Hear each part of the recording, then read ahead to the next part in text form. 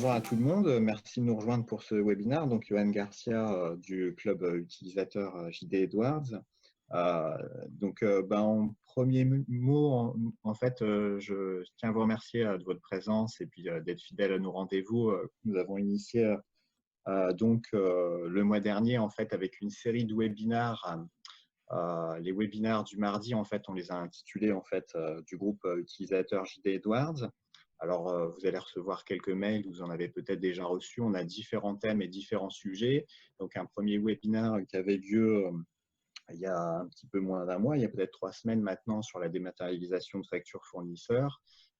Aujourd'hui, avec la participation d'Experium Group, et je remercie d'ailleurs Cédric Debenay d'avoir répondu présent avec son équipe et ses collaborateurs et ses associés, Thomas Poletti, Michael Verneret, en fait, qui vont nous faire cette présentation aujourd'hui. Et puis, je tiens aussi à remercier aussi Monsieur Fabrice Bagza, qui a bien accepté de faire un témoignage avec Cédric, en fait, sur cet atelier, en fait, qu'on avait souhaité, en fait, qui était issu un peu d'échanges au travers des différents membres du club sur le rôle, en fait, de la TMA dans les organisations. Donc, on avait intitulé un peu le sous-titre « La TMA, un outil au service des DSI dans une organisation qui s'adapte ». Et donc, je pense que c'est un atelier, en fait, qui sera riche et intéressant pour chacun. Et donc, le club a programmé aussi d'autres ateliers un peu dans cet esprit d'échange, d'interactivité et puis de retour d'expérience et d'information. Un autre atelier qui aura lieu donc, le 9 juin sur l'optimisation des processus logistiques et production avec les outils de mobilité. On aura notamment la présentation d'un outil qui est RFGen avec Eliatis et des témoignages utilisateurs également.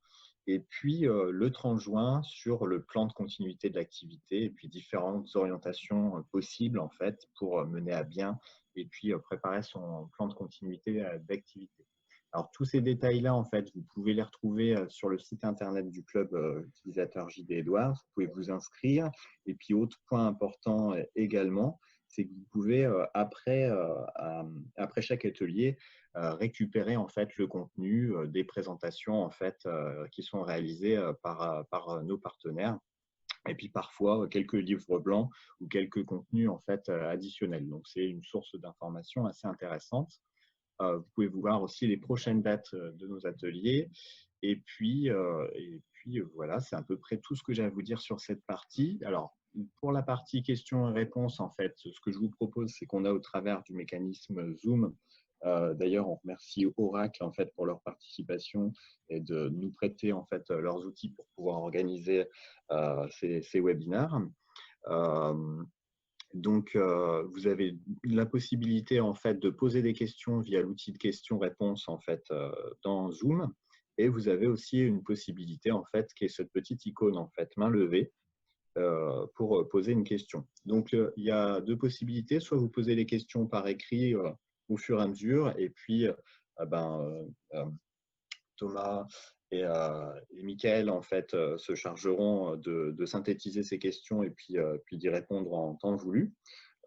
Soit effectivement on a prévu aussi une zone de questions-réponses en fait à la fin de l'atelier sur lequel il y aura un échange. Donc voilà, merci à tous et puis je vais laisser la parole à Cédric pour lancer l'atelier.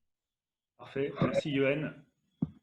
Donc bonjour à tous. Pour me présenter, je suis Cédric Debenay, donc le directeur général du groupe Experium Group. Bienvenue pour notre webinaire sur le test logistique. Allô, j'ai entendu un écho. Bonjour à tous. Donc je suis Cédric Debenay, le directeur général d'Experium Group. Donc en fait, pour ceux qui ne me connaissent pas, ça fait 13 ans que je suis dans le monde JD Edwards. Quelque part, je suis arrivé en fait au moment où Oracle avait racheté JD Edwards. Voilà. Aujourd'hui, on va faire une présentation. Je vais être accompagné donc de Thomas Poletti, qui est notre directeur innovation et technologie, que vous avez déjà vu plusieurs fois sur plusieurs webinaires ou interventions au sein du club utilisateur. Outre ses compétences de veille technologique autour de Gilles Edwards, il est lui-même expert distribution sur Gilles Edwards et expert sur les solutions reporting et BI. Et puis enfin, il y a Michael Verneret, qui est notre directeur du centre de service, donc qui pilote les TMA chez nous, et qui est lui-même expert technico-fonctionnel. Voilà, donc l'objectif de la session, le rôle de la TMA dans les organisations, ce que nous avons prévu, c'est un agenda. On va essayer de parcourir ce monde de la TMA au travers du monde de Gilles Edwards. Très rapidement, on vous présentera qui nous sommes, puisque pas tout, vous ne nous connaissez pas forcément tous. Pour ensuite commencer par la théorie. En fait, très rapidement, on va se rendre compte que dans les bonnes pratiques de la TMA, ce n'est pas ce que l'on retrouve vraiment dans la pratique, justement. Donc, l'idée, c'est quand même faire un petit récap sur le monde de la TMA, définition, principes et concepts. Et puis, donc, on va commencer par la théorie. Et puis après, on va rentrer un peu dans les différents modes de TMA qu'on rencontre, vous expliquer un peu ce que l'on rencontre en fonction des tailles d'entreprise, les différents types d'organisations que nous rencontrons. Et puis enfin, on va rentrer dans le côté pratique pour le coup et vous expliquer qu'est-ce qui se passe dans la TMA en conditions opérationnelles, quels sont les modes de fonctionnement, qu'est-ce qu'on retrouve habituellement. Et par rapport à cela, notre réponse par rapport aux besoins de TMA qui colle ni plus ni moins au marché, si je puis dire, et chacun devrait logiquement retrouver un peu son cas de figure. Et puis on terminera par un retour d'expérience, de cas clients, le cas de Carmel avec M. Baxa qui gentiment va témoigner sur sa prise en compte de sa TMA qui est toute jeune avec nous. Et puis un autre client d'un groupe de plus d'1 milliard d'euros de chiffre d'affaires dont on s'occupe de la TMA d'une de ses filiales. Malheureusement, on ne pourra pas communiquer, le groupe n'a pas eu l'autorisation de communiquer son nom, donc on s'en excuse, mais vous verrez, c'est très intéressant le témoignage qu'on aura autour de ça, sachant que Michael sera très bien et à même de répondre à vos questions. Et puis enfin, on terminera par une petite séance de questions-réponses et voir dans quelle mesure on peut vous aider et répondre à vos questions. Voilà. Donc, je commence. Présentation, très rapidement. Donc, notre offre de service sur Oracle Gilles Edwards. En fait, Experium Nax, pour celles ou ceux qui ne nous connaissent pas, Experium Nax est une émanation de 2 sociétés. Une, historiquement, Experium qui était basée à Lyon, l'autre, Nax, qui était basée à Paris. Et les 2 sociétés ont fusionné il y a 3 ans pour faire Experium Nax.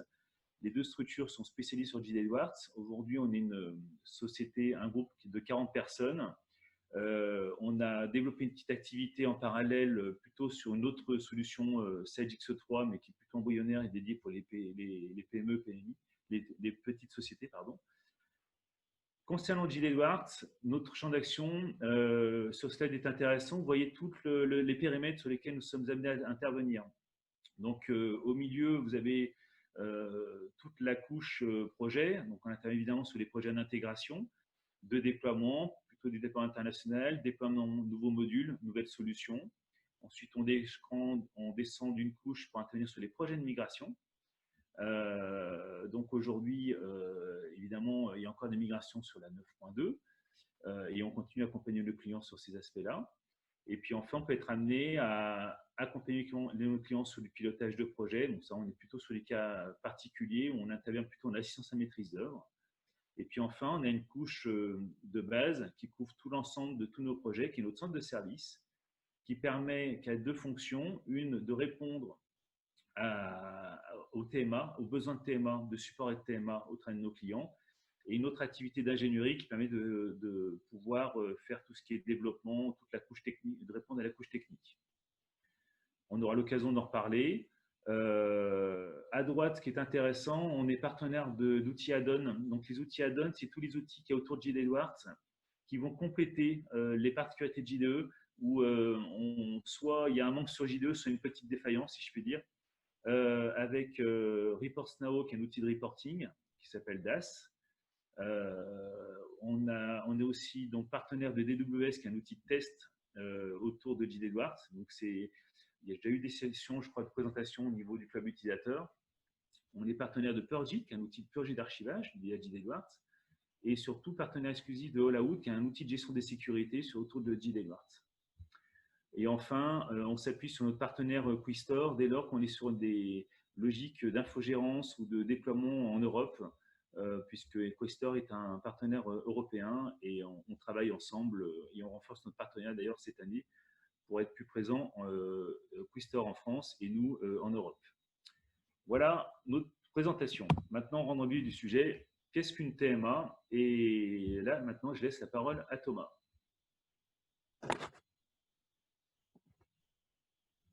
Excusez-moi, le temps de réactiver le micro.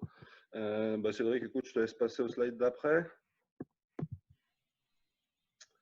Ok, donc TMA, un certain nombre de définitions existent, sachant qu'il n'y a pas réellement de définition officielle d'une TMA. On en trouve un certain nombre sur le net.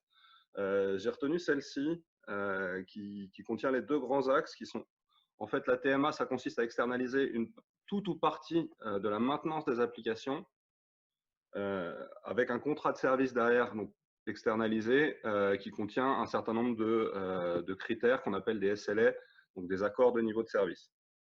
Donc la tierce maintenance, ça consiste simplement à externaliser et cadrer de manière contractuelle tout ou partie de la maintenance applicative.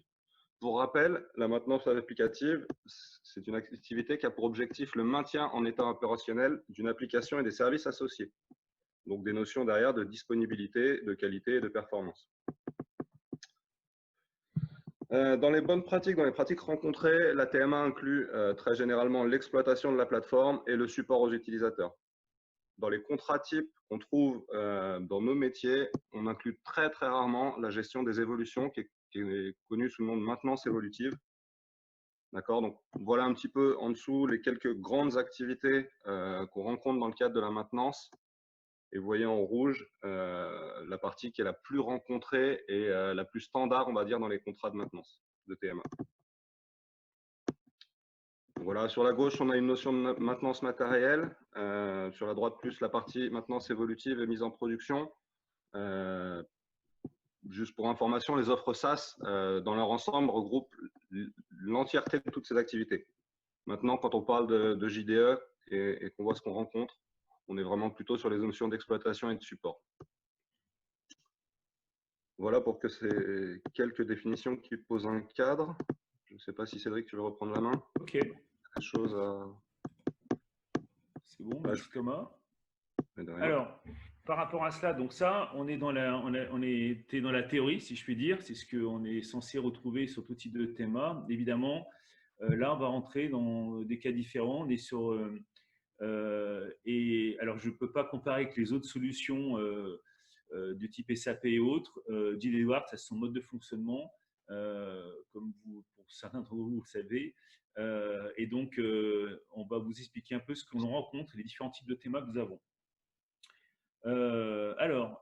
En fait, là, j'ai un peu, si vous voulez, j'ai essayé de, par rapport à tous les cas clients qu'on rencontre, pour moi, j'ai deux types de TMA déjà liés à la structure. Évidemment, j'ai les grandes structures d'un côté, les structures moyennes de l'autre. Et quelque part, les grandes structures, on est plutôt sur un mode de TMA industrialisé. Alors, pourquoi industrialisé? C'est que industrialisé, c'est dès lors qu'il y a du volume de tickets à traiter, des problématiques internationales avec des fuseaux horaires et autres. Et enfin, comment vous dire,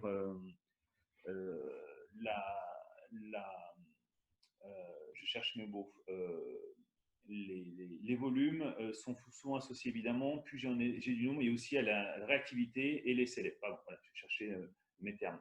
Donc en fait, la partie grand compte, on va dire les grandes structures, vous avez plusieurs modes. Soit j'internalise tout. Donc en général, vous avez une structure interne dédiée pour le support d'un côté et une équipe plutôt dédiée pour la partie change et projet. Et puis vous avez des passerelles entre les deux mondes. Après, vous avez possibilité d'externaliser votre TMA parce que vous commencez à être sous-équipé en termes de dispositifs et de ressources, tout simplement. Et donc, dans les modes externalisés, tout simplement, les clients se posent la question, est-ce que je vais externaliser le niveau 1, le niveau 2, le niveau 3? Alors, parfois, il y a même du niveau 4. Vous avez des clients qui vont jusqu'à créer 4 niveaux. En général, on retrouve le plus souvent niveau 1, niveau 2, niveau 3. On reviendra après sur la définition, mais il faut faire court. Niveau 1, c'est quand vous avez un helpdesk c'est le premier niveau d'intervention, et après niveau 2 et 3. On rentrera un peu plus dans le détail sur les définitions de ce que couvrent ces niveaux-là. Mais ce qui est intéressant, c'est que les grandes structures se posent la question, est-ce que j'externalise le niveau 1 seul, le niveau 1 et 2, ou niveau 1, 2 et 3? En général, ça se limite au niveau 1 et 2, et la tendance, c'est que le client a souvent tendance à s'organiser pour garder et conserver la maîtrise du niveau 3, considérant que le niveau 3 était associé au métier et et si vous voulez, et à la connaissance, et le client souvent souhaite garder cette connaissance.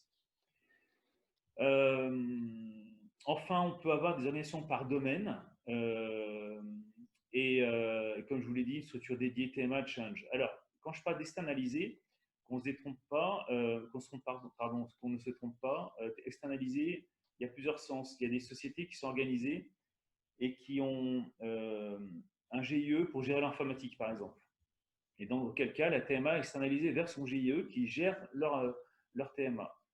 Vous avez des cas où j'ai un groupe qui ont une structure IT qui est rattachée au niveau du groupe, et ensuite la TMA est externalisée dans cette structure IT au niveau du groupe. Donc chaque filiale externalise sa TMA au niveau du groupe. Et puis enfin, j'ai le dernier cas où on l'externalise carrément vers un partenaire extérieur, plutôt en France ou plutôt en nearshore ou en offshore. Et donc là, en fonction des cas, liés à des fuseaux horaires, il y a des problèmes de coûts, parce qu'il y a des volumes conséquents, de réactivité. Là, on retrouve un peu tous les cas de figure. Donc là, il faut retenir grande structure, plutôt industrialisée. Quelque part, ils n'ont pas le choix de s'industrialiser. Après, les structures moyennes, là, c'est plus délicat parce que, et là, on parlera peut-être plus de support que de TMA, dans notre jargon, on va dire. Souvent, c'est des structures IT plus petites, là, on verra le cas, l'exemple avec Monsieur Bexa et Carmel, qui ont une structure IT plus étroite, si je peux dire. Et donc, il est difficile de tout faire. Et donc, à ce moment-là, il est difficile de tout faire. Et en même temps, il n'y a pas assez de volume pour pouvoir faire appel à des sociétés qui prennent tout en charge, de type nearshore ou offshore. Donc là, on est plutôt dans un mode support où je fais appel à un partenaire externe et j'interviens à la demande. Et puis, donc, ça suppose d'être plus polyvalent. Et là, on est plus sur un mode sur mesure. Pareil, on vous expliquera un peu comment ça se passe pour ces clients-là et comment on fonctionne. Quelques constats ou observations. Donc ça, c'est un peu des petites anecdotes que j'ai relevées, qui est intéressant pour ceux qui n'ont pas l'expérience de TMA ou qui en ont, mais qui ne le savent pas parce qu'ils baignent dedans tous les jours. Ils ont du mal à faire la part du projet versus TMA. Je dirais que le point commun entre tous les types de structures, quelle que soit leur taille, c'est que ce qu'on constate, c'est difficile de sortir du mode projet pour aller vers la TMA. Donc ça, c'est souvent dès qu'on déploie une solution, projet de migration où j'instaure un nouveau module, on a un peu de mal à sortir du mode projet pour aller vers la TMA. Donc là, c'est un peu compliqué à gérer parce qu'à un moment donné, la TMA doit prendre la main et ce n'est pas souvent les mêmes équipes qui le font. Et donc ça, c'est bon, on a pas mal d'anecdotes sur le sujet, c'est intéressant. Concernant les budgets TMA, et ben, quand on lance une TMA, c'est toujours compliqué. On comprend les services IT, les directions IT qui souhaitent tout de suite avoir le budget des 3 prochaines années, combien va leur coûter leur TMA sur les prochaines années. Et il est souvent compliqué, évidemment, de savoir qu'est-ce que d'avance je vais devoir répondre en termes de volume de tickets. Donc, quid de la première année. Donc ça, c'est souvent un problème qu'on rencontre souvent. On a souvent peu de recul pour pouvoir se projeter sur les années futures. Donc là-dessus, soit on utilise nos ABAC pour pouvoir dimensionner les TMA, mais les ABAC, c'est souvent des ABAC liés à d'autres clients qui n'ont rien à voir avec le client en soi. Donc c'est un peu compliqué.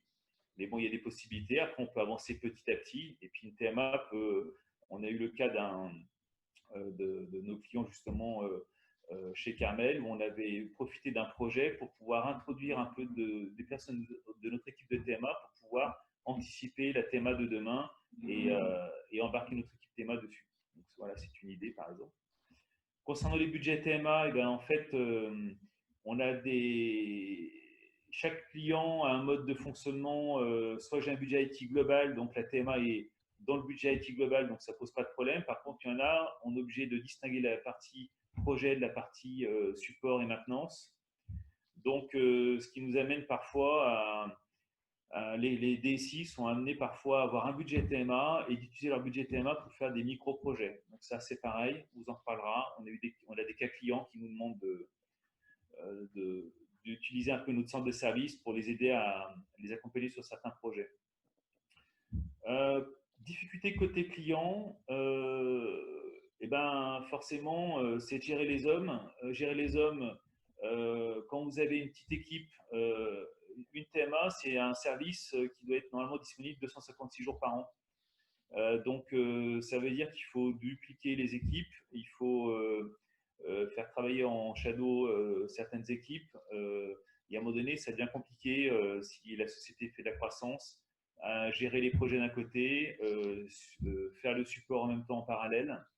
Donc là-dessus, c'est une difficulté qu'on rencontre souvent et c'est souvent à ce moment-là que le client se pose la question est-ce qu'il n'est peut-être pas temps d'externaliser la TMA, considérant que tout ce qui est prestation à moins forte valeur ajoutée, on la confie à un prestataire.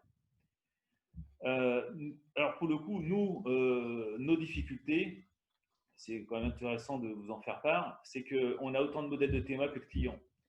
Et là, c'est très compliqué pour nous. C'est difficile de standardiser, alors peut-être parce qu'il n'y a pas assez de clients JDE en France, mais si vous voulez, on a des clients qui veulent qu'on fasse que le niveau 2, d'autres qui veulent qu'on fasse que le niveau 2, niveau 3, d'autres qui veulent qu'on intervienne qu'à la demande, d'autres qui veulent qu'on s'engage pour gérer leur volume. Et je ne vous parle pas des domaines fonctionnels. Je veux aussi un peu embarquer un peu des outils de personnalisation. Et puis, on peut tenter aussi de mettre un peu de BI de reporting dans la TMA. Donc voilà, ça, c'est des choses qui sont un peu complexes pour nous à gérer, mais on y arrive. Mais c'est intéressant de partager avec vous cette information-là.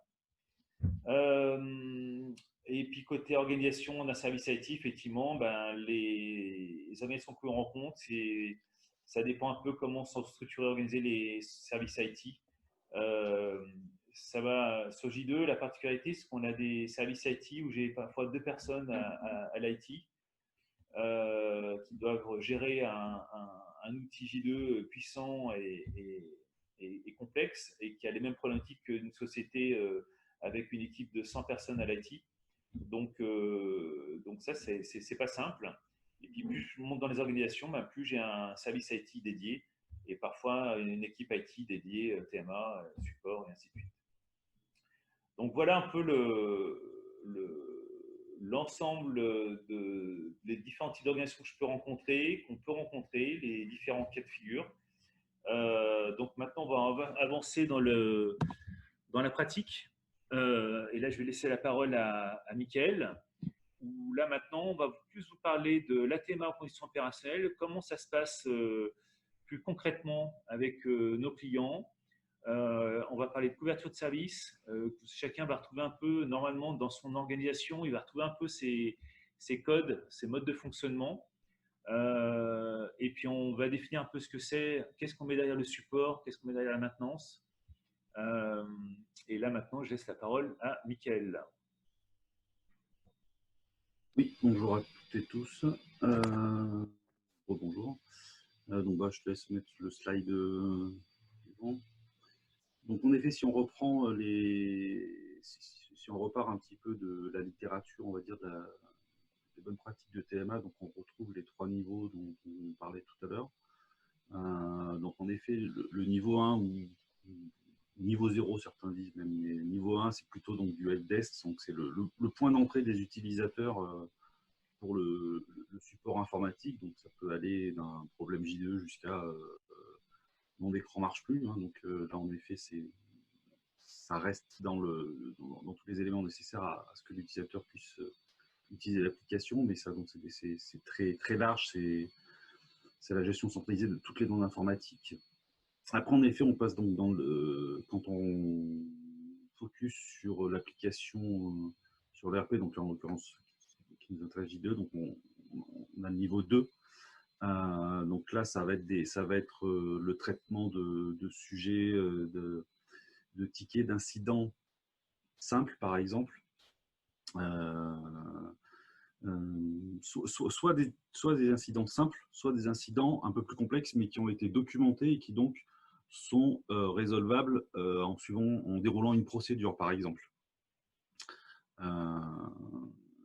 Et après, donc du coup, pour les incidents plus complexes, on fera appel donc au niveau 3. Le type d'incident peut être escaladé au niveau 3 pour faire appel à une expertise plus précise sur le domaine fonctionnel concerné. Après, on peut avoir du coup trois types d'incidents.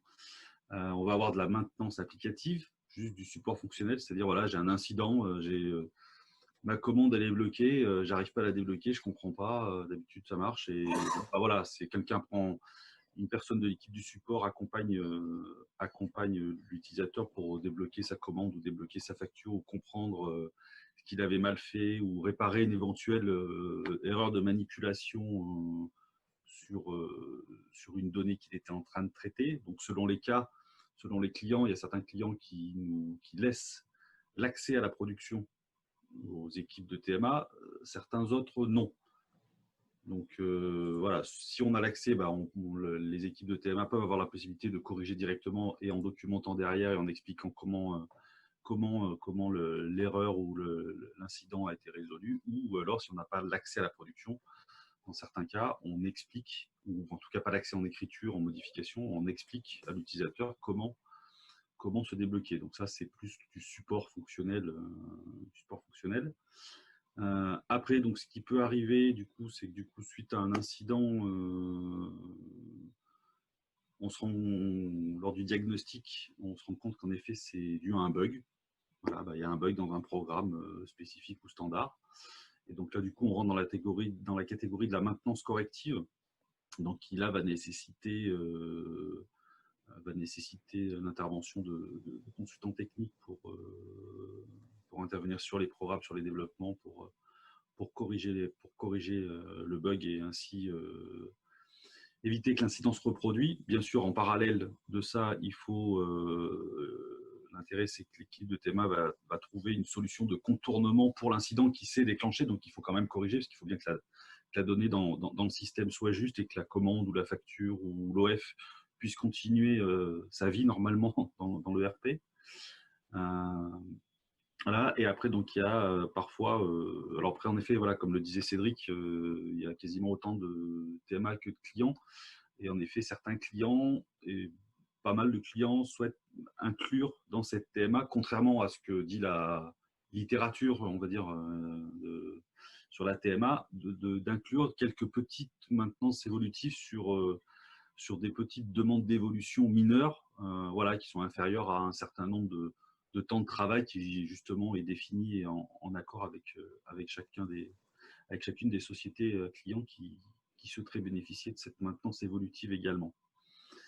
Voilà pour ce qu'on appelle vraiment les services de TMA. Et donc après, donc on a la partie, on a des tâches supérieures, donc on va dire avec le change, où là on va faire vraiment appel à de l'expertise. Ça peut aussi bien être des équipes du centre de service que de nos équipes du centre de compétences d'expertise, où là on va prendre en charge donc, des plus gros projets d'évolution qui peuvent être lotis selon les priorités, le budget du client, etc. Et puis bien sûr derrière aussi des projets de migration, de déploiement sur de nouvelles filiales ou d'intégration de modules complémentaires. Et on voit également ce qui est issu, le type de travaux qui peuvent donc être traités là dans cette brique change qui vient de la TMA plus directement, c'est justement ces maintenances évolutives selon le plafond de temps passé que le client souhaite prendre en charge dans le cadre de son contrat de TMA. Par exemple, on dit voilà, les maintenances, les petites demandes d'évolution de moins de 2 jours, on les prend dans la TMA.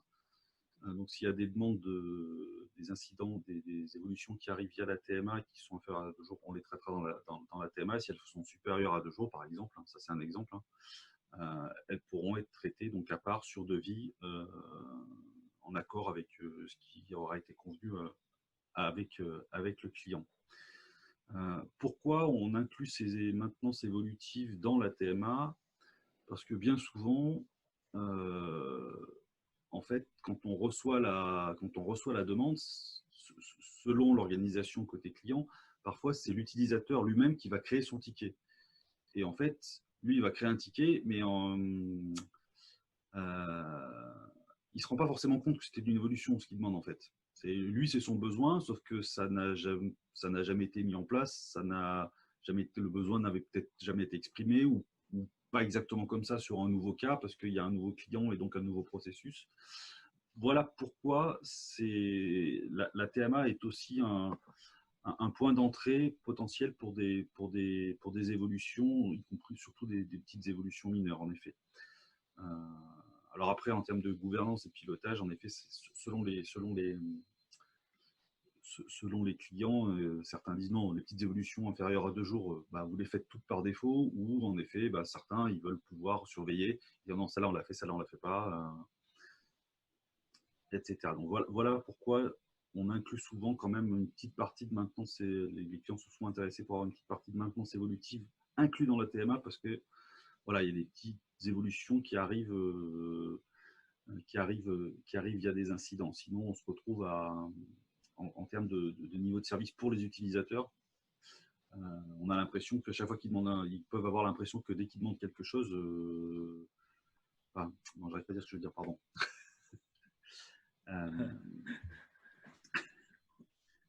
En effet, vu que l'utilisateur ne se rend pas forcément compte que c'est une évolution qu'il demande, il ne va pas comprendre imaginons une TMA où on dit non, il n'y a pas d'évolution, c'est que du support et du correctif. Il va pas forcément, ça peut créer de l'insatisfaction auprès de l'utilisateur. Ah, j'ai demandé un truc, on me l'a clôturé sans me le corriger. Sauf que concrètement, ce n'était pas une correction.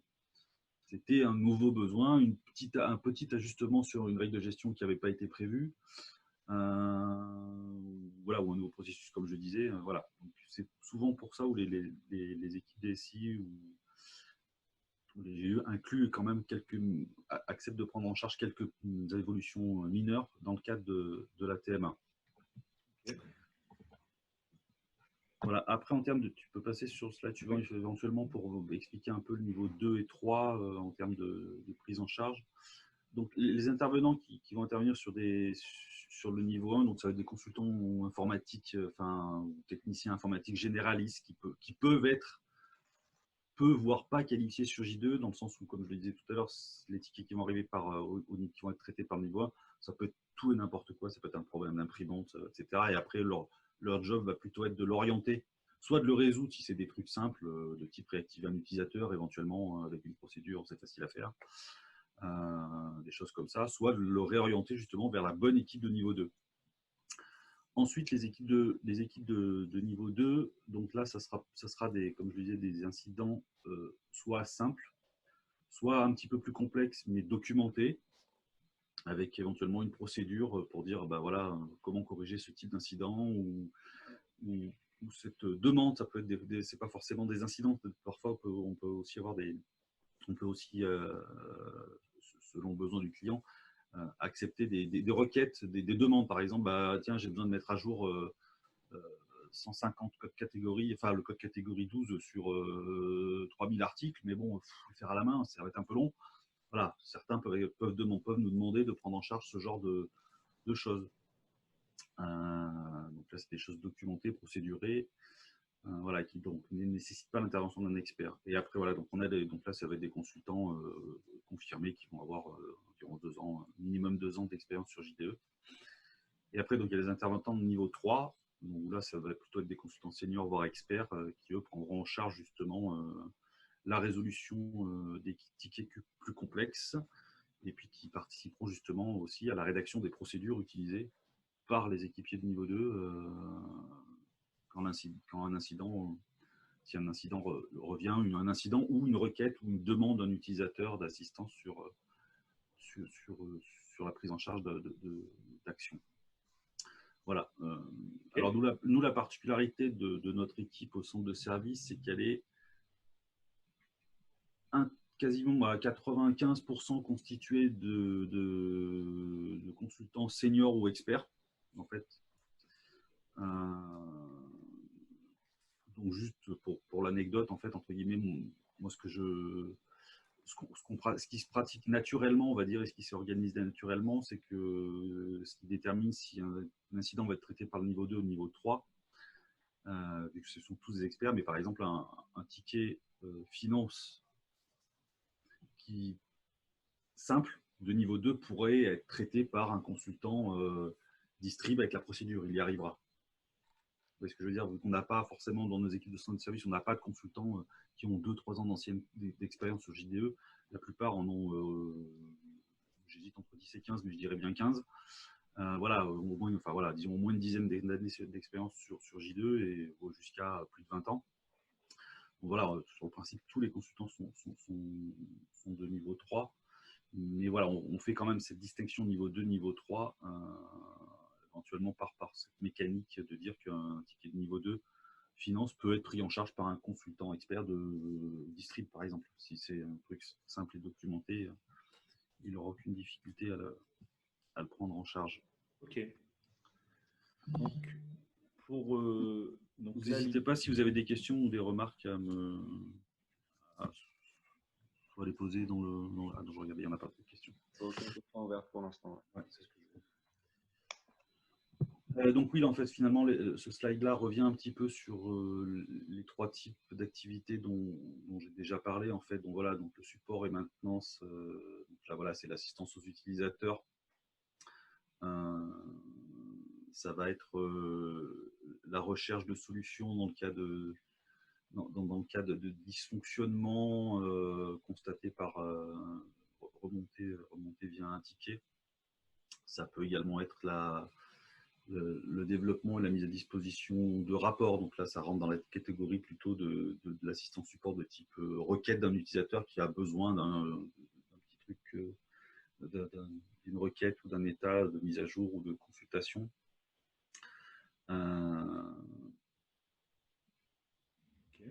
Voilà. Donc ça, c'est. Je ne sais pas si vous avez des questions sur ce type d'intervention, mais je pense que c'est assez. Pour information, on vous remettra donc le support de présentation et en annexe, vous verrez, on vous mettra un exemple, par exemple, le synoptique du maintenance fonctionnelle, une demande type support assistance. Et là, vous retrouvez le circuit d'un ticket, du demande de ticket. Donc, on vous a, tout ça, c'est disponible dans le support qui vous sera envoyé parallèlement, de ce que j'ai cru comprendre. On continue pour la partie maintenance maintenant. Ah, donc maintenance, donc en effet, comme je dis, donc il y a la maintenance corrective. Hein, bon, ça c'est. Je pense qu'il y a une différence entre maintenance corrective et maintenance évolutive. Hein. Donc maintenance corrective, c'est la prise en charge, c'est le diagnostic du dysfonctionnement et du bug, soit par des bugs du programme, soit par une recherche sur le support de l'éditeur. Et puis derrière, donc, ça enchaîne sur la rédaction de l'analyse technique pour lancer la réalisation de la correction du développement, les tests unitaires, et puis toute la gestion de la livraison avec les éléments de configuration à livrer et le suivi de livraison avec le CNC JDE, qui peut être inclus dans le service de TMA ou pas, selon, encore une fois, comme on disait tout à l'heure, un client égale un périmètre de TMA et chaque client a ses particularités, ses besoins. Et donc la maintenance évolutive qui est donc, comme je disais, donc des évolutions mineures qui peuvent être prises en charge dans le cadre de la TMA sur un palier limité à un plafond convenu à l'avance, donc qui prend en charge bien sûr le même périmètre que sur le maintenance corrective, consistant à rédiger la spécification. Là. Si la différence est que du coup, il faut créer une spécification fonctionnelle, parce qu'un correctif, c'est un programme qui ne se comporte pas tel qu'il a été spécifié.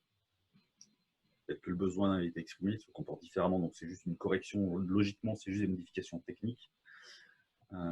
Donc la spécification fonctionnelle reste normalement inchangée, alors qu'une maintenance évolutive peut nécessiter la mise à jour ou la rédaction d'une nouvelle spécification fonctionnelle. Puis derrière, en effet, l'analyse technique, le développement, le test unitaire, enfin voilà, le chemin classique d'un cycle de développement. Avec approbation, et donc en effet, si le développement demandé, si l'évolution demandée dépasse le plafond, on peut rentrer dans une note mécanique hors TMA ou sur devis pour prendre en charge ce développement. Ce développement où ça peut également inclure un bout de mise en place de nouveaux paramétrages fonctionnels. Bien évidemment, l'évolution n'est pas forcément que du développement, ça peut aussi être de la mise en place de nouveaux paramétrages. Et après, donc, on a la maintenance préventive. Alors, la maintenance préventive, dans la littérature, encore une fois, c'est plus quelque chose qui, comme l'indique son nom, qui est préventif. C'est-à-dire qu'on essaye d'identifier et de corriger, d'améliorer, d'optimiser des fonctionnements avant même de rencontrer un problème. Dans les faits, il y a peu de clients qui nous demandent de mettre en place réellement ces actions avec cette proactivité, on va dire. Donc, ce que nous, on peut éventuellement inclure ou qui se rapproche de la maintenance préventive, c'est bien sûr, mais ça c'est un mi-chemin entre la corrective et préventif, c'est bien sûr l'analyse des incidents récurrents pour essayer d'analyser cet incident récurrent pour voir qu'est-ce qui est le plus bénéfique. Est-ce qu'il est possible de modifier le système de manière à ce que cet incident récurrent ne se reproduise plus? Et puis après, voilà, c'est en discussion en comité avec le client où il est dit est-ce qu'il est plus intéressant, est-ce qu'il est moins coûteux et moins chronophage de traiter les petits incidents qui arrivent de temps en temps, ou est-ce qu'il serait plus intéressant de corriger définitivement corriger définitivement ce bug. Après, voilà, c'est toute une balance à mesurer au cas par cas. Il y a aussi le niveau d'insatisfaction des utilisateurs. Voilà. Donc ça, c'est à chaque fois, c'est des sujets qui sont tranchés au cas par cas en comité. Ok. On a terminé ta partie, Mickaël. C'est pas facile de parler sans retour en face. Oui. Donc, on te remercie, Mickaël. Thomas, est-ce qu'on se garde des questions pour plus tard? J'ai vu apparaître des questions. Ou est-ce qu'on doit répondre maintenant ou on attend un peu plus tard? Alors, il y a des questions qui sont, pour l'instant, les questions qu'on a sont orientées coût. Je ne sais pas si tu veux faire un point sur ce sujet-là maintenant. Bon, on se garde ça pour la fin à ce moment-là. D'accord.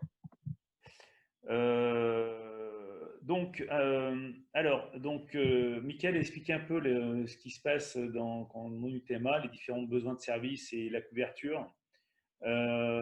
Donc, nous, par rapport à cela, notre réponse aux besoins de TMA, en fait, tout repose sur notre centre de service, si vous voulez.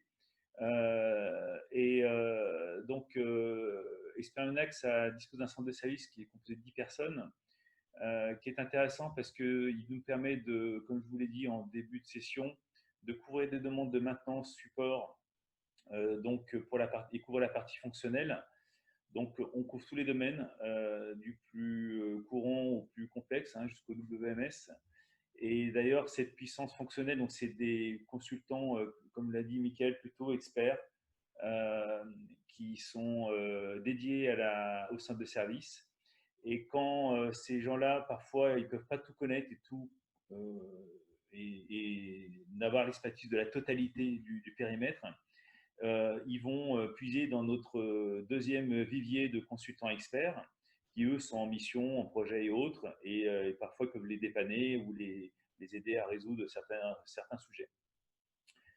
Pour la partie technique, on couvre tous les domaines, donc ça va du reporting sur BI Publisher, Venue Report et nos outils DAS qu'on propose pour ceux qui ont DAS. Ça peut être pour créer des rapports parce que le client n'a pas le temps de les faire. Ça peut être pour corriger des bugs de rapports. Ça marche plus. Avant, ça marchait, ça ne marche plus. Ensuite, pour tout ce qui est développement, on couvre toute la couche développement RJDE, web service et d'autres technologies autour du JD Edwards. Et on va jusqu'à intervenir en expertise sur la partie CNC. Mais en général, on fait appel à nous que pour la partie expertise, parce que en général, le client était assez autonome sur le sujet, avec des compétences techniques pures et dures, type gestion de base de données et ainsi de suite.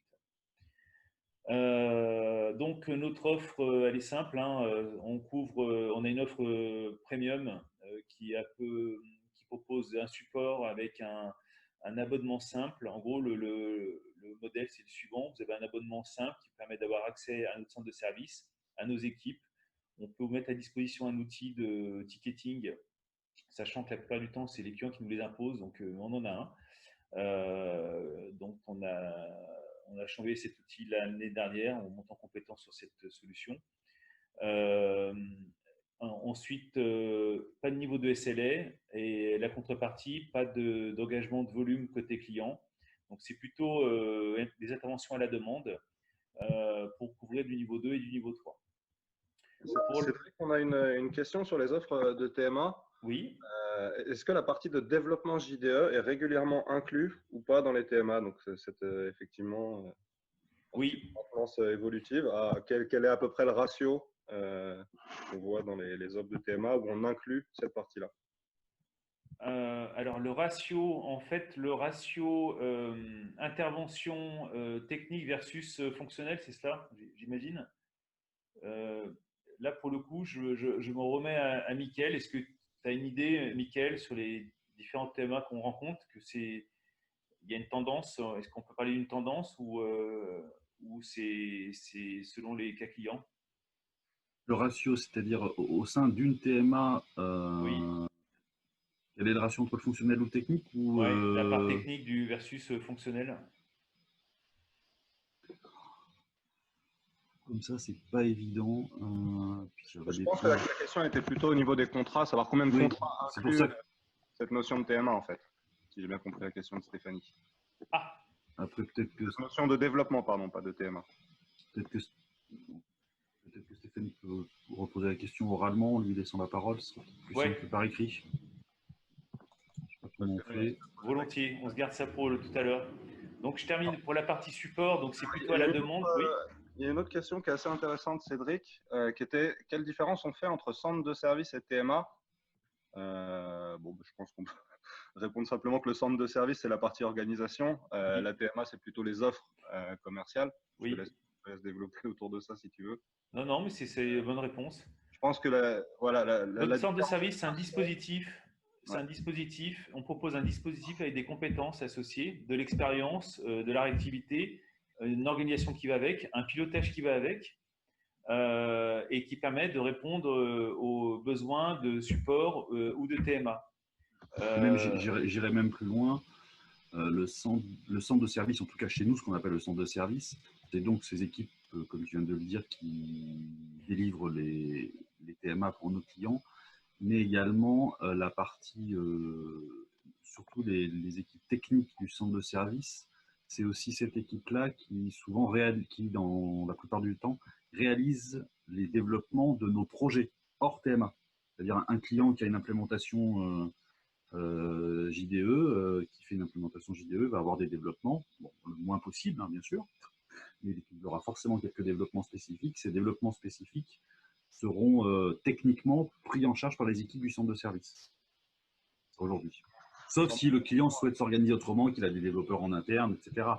Mais voilà, ce centre de service est aussi un moyen d'externaliser juste les développements, que ce soit via un projet que nous menons en parallèle intégralement avec les équipes fonctionnelles, ou même éventuellement un client qui a besoin de faire un développement qui n'est pas en compte. Voilà, ça peut arriver, mais sur des demandes sur des développements dans ce cadre-là. Le centre de service, c'est donc des équipes, en fait, des ressources qui sont affectées directement à cette activité. Et après, la différenciation, elle se fait vraiment dans le cadre des contrats et des offres. Oui, alors j'irais même pour aller même plus loin, c'est même parfois un outil qui est à la disposition du client, le centre de service. C'est-à-dire que si je parle du support, on a des clients qui sont assez autonomes et qui n'ont pas assez de volume pour nous faire intervenir. et ils sont bien contents de nous avoir de temps en temps pour activer notre centre de service pour disposer de faire des petits devs ou de faire quelques interventions fonctionnelles en expertise sur 2-3 sujets. Et puis par contre, pour la TMA, alors j'ai cru comprendre la question. Pour moi, effectivement, il n'y a pas, en nombre de clients, on va dire que la TMA, c'est 30% de nos demandes aujourd'hui. Pourquoi? Parce qu'il n'y a pas non plus beaucoup de clients qui ont des volumes associés à des demandes de TMA, qui souhaitent une SLA, qui souhaitent une organisation complète et un dispositif complet engageant de leur côté. Et donc, la tendance, c'est plutôt de faire appel à nous sur l'offre premium. En fait, on se rend compte que les clients de plus en plus souhaitent avoir à disposition des experts quand ils en ont le besoin et à la demande.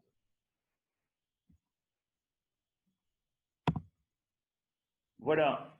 Donc là, on a fait un tour sur tout l'ensemble.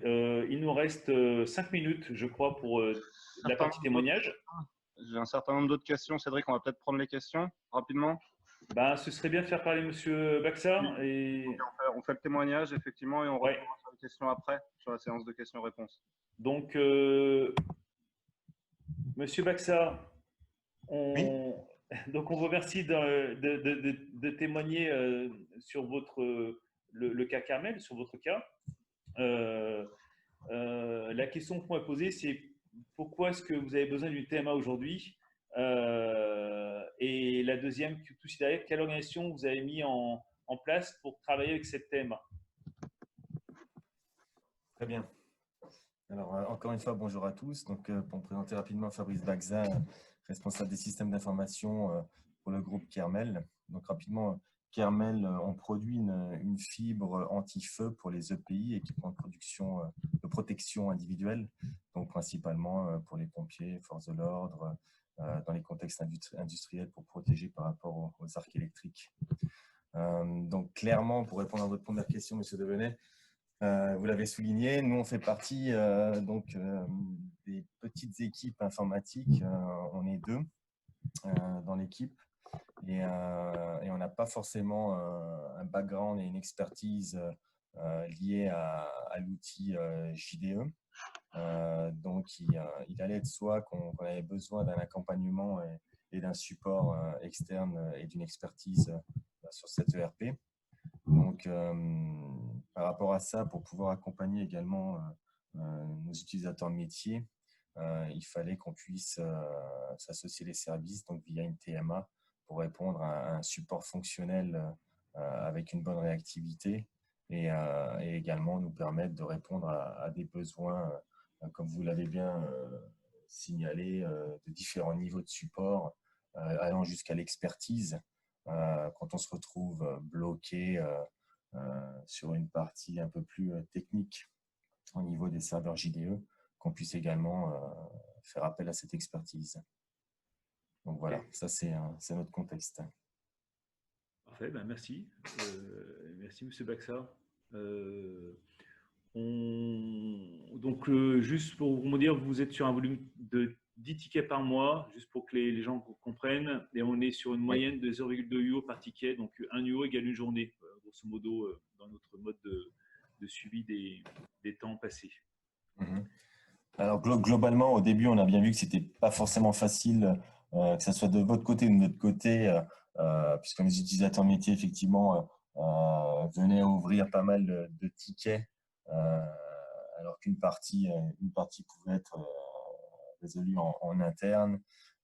Mais au fur et à mesure des premières semaines, on a vu que ça a pu bien se mettre en place et que nos utilisateurs métiers ont réussi à bien identifier à quel moment et quel périmètre était couvert par la TMA. Mais c'est vrai qu'initialement, ça demande quand même une petite période d'apprentissage. Au niveau organisationnel, donc nous, on a bien sûr notre helpdesk, outil de ticketing interne. Mais pour gérer ces tickets de TMA, on a préféré passer par votre outil. Donc ça, je pense que c'est aussi un élément important dans la gestion des tickets. Donc, ce qui fait que nos utilisateurs ont également un compte sur votre outil pour pouvoir ouvrir les tickets quand ils en ont besoin. Ok. Merci. Rien. Je passe au deuxième cas. Mickaël, tu peux en parler rapidement avant qu'on passe aux questions-réponses. J'ai vu qu'il y en a pas mal qui arrivent de questions-réponses, de questions, pardon. Oui, donc le deuxième cas, donc, qui est une organisation de taille plus importante que Carmel, donc qui en termes de périmètre J2 a le même périmètre fonctionnel, en termes de périmètre technique, bon, c'est à peu près la même chose au delta près de Transform par exemple, mise en page outil d'output management. Donc là, en effet, on est sur une organisation beaucoup plus complexe dans le sens où côté client, il s'appuie sur une organisation, sur des équipes structurées importantes côté groupe. On utilise leur outil de ticketing à eux. Donc là, on se rapproche plus du modèle avec SLA, avec plusieurs équipes donc, pardon, excusez-moi. Voilà, on est sur un contrat de TMA plus industrialisé. Ils ont le niveau 1, helpdesk, donc tous les tickets passent par ce niveau 1 qui n'est pas chez nous et qui est aussi externalisé auprès d'un autre partenaire de cette société. Donc eux reroutent les tickets, les incidents vers nous avec donc une prise en couverture de niveau 2, niveau 3. Donc là, on est plutôt en effet sur autour de 30 à 40 tickets par mois en moyenne, hein, c'est une moyenne. Ça inclut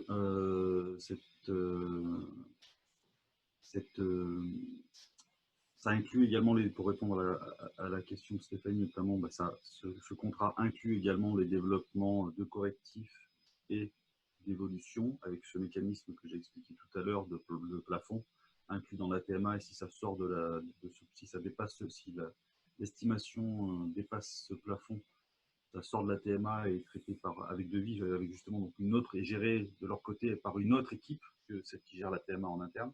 Voilà, ils ont vraiment des équipes très séparées, même en interne, ils ont des équipes IT qui sont dédiées au run, donc à la TMA, maintien en condition opérationnelle, et une équipe dédiée au build pour tout ce qui est projet.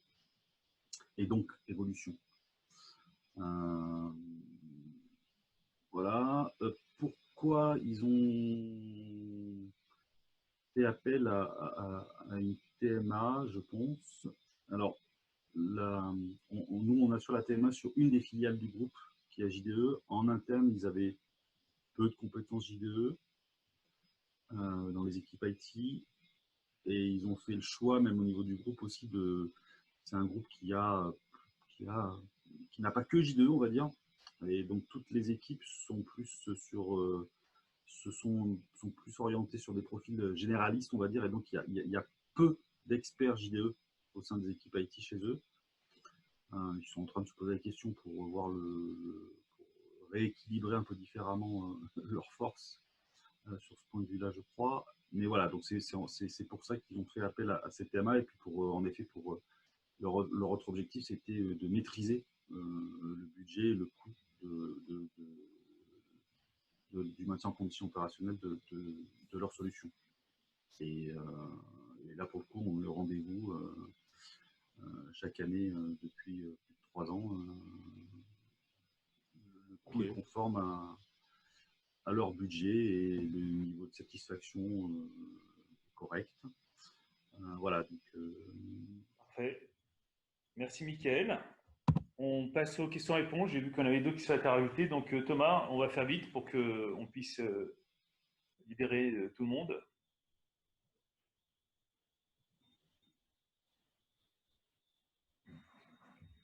je garde la parole le temps que Thomas revienne. Je vois que Stéphanie a précisé sa question sur la partie développement. Donc oui, en effet, je confirme la partie développement, en tout cas chez nos clients, fait quasiment tout le temps partie de la TMA. Voilà, la partie correctif, oui, tout systématiquement, avec des mécanismes et des règles de gestion qui peuvent être un peu différentes d'un client à l'autre en termes de où on fait ou on ne fait pas. Voilà. Et la partie évolution, quasiment chez tous également, avec ce mécanisme de dès que ça dépasse tant de jours, on gère différemment. Si c'est en dessous de tant de jours, on traite. Dans le cadre de la TMA, autant passer. Et si ça dépasse, voilà. Donc, voilà la réponse.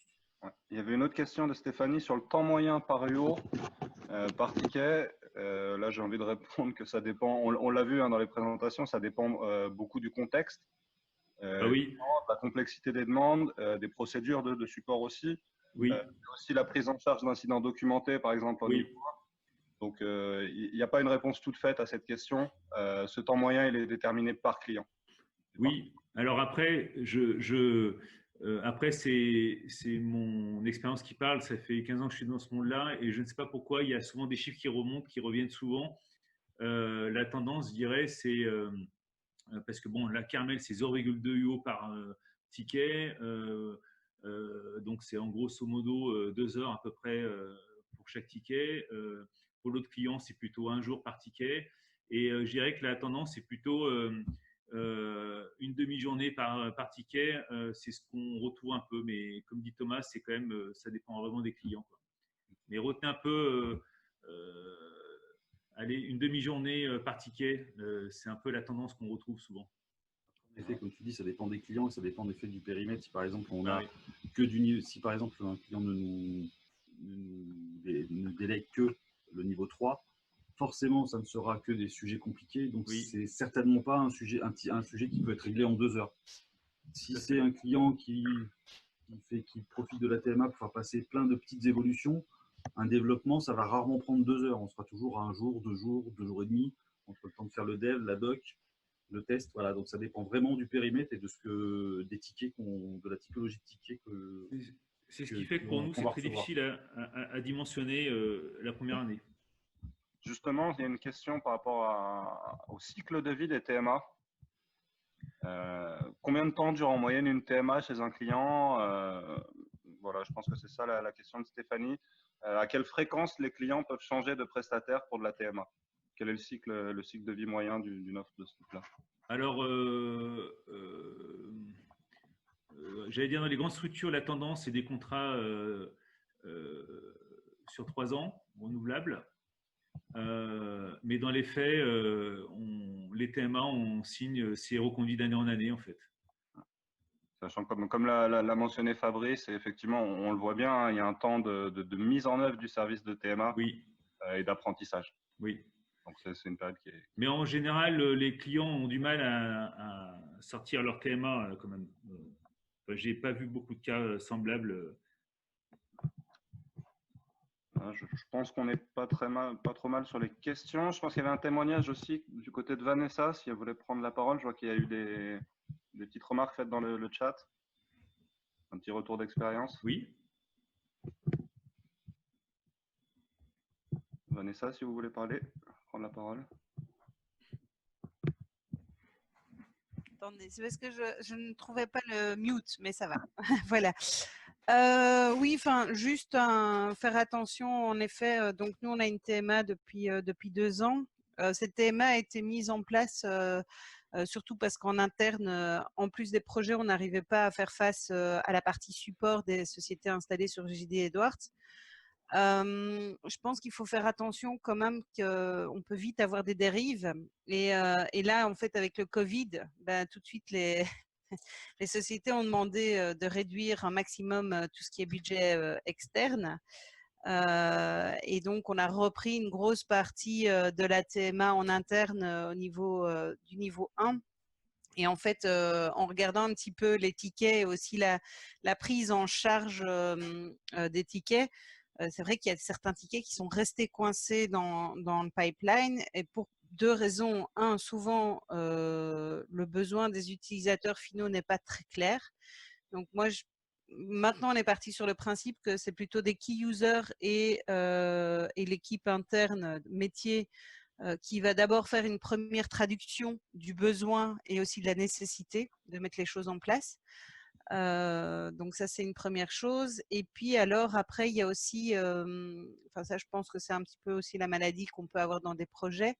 Le travail est toujours fait à 80%, mais pour ce qui est de le finaliser, on a parfois des choses qui restent, qui sont données en test, qui sont bien livrées par la TMA. Et derrière nous, on a un vrai souci, c'est le retour client, quoi. Que les gens disent, bah voilà, j'ai bien testé votre solution, c'est bon. Et alors là, on a aussi un effet de surcoût parce qu'en fait, parfois, on est obligé de refaire 3 fois le test parce que les gens n'ont pas validé les tests. Mais ça, je dirais que c'est plus notre problématique en interne, donc que les gens ne s'engagent pas en fait pour le retour client et encore moins si c'est de l'externe. Donc voilà. Mais sinon, et puis il faut pas, ça a un coût quoi. Je veux dire, là on dit 30 jours, là le dernier, bah oui, c'est rarement enfin, entre 30 et 40, enfin en tout cas chez nous, on a tous les sujets, tous les modules. Donc oui, une full TMA, faut se dire que c'est 40K quoi, je pense. Donc voilà. Donc il faut faire attention qu'on invite des surcoûts quand même. Merci du coup pour le témoignage. Et ça répond quelque part d'une autre façon à une autre question qu'on avait qui était comment optimiser le coût d'un traitement TMA, du traitement d'un ticket. Ben, on a vu 2 axes ici. Le premier axe, c'était la qualification du ticket. Et c'est vrai que c'est assez critique. Et le deuxième axe, c'est également l'engagement client dans la réponse au test et dans la réponse au support. Et je pense que c'est effectivement 2 axes d'optimisation des délais de traitement et donc des coûts.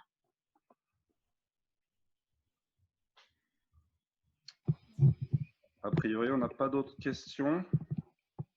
Est-ce que quelqu'un souhaite intervenir?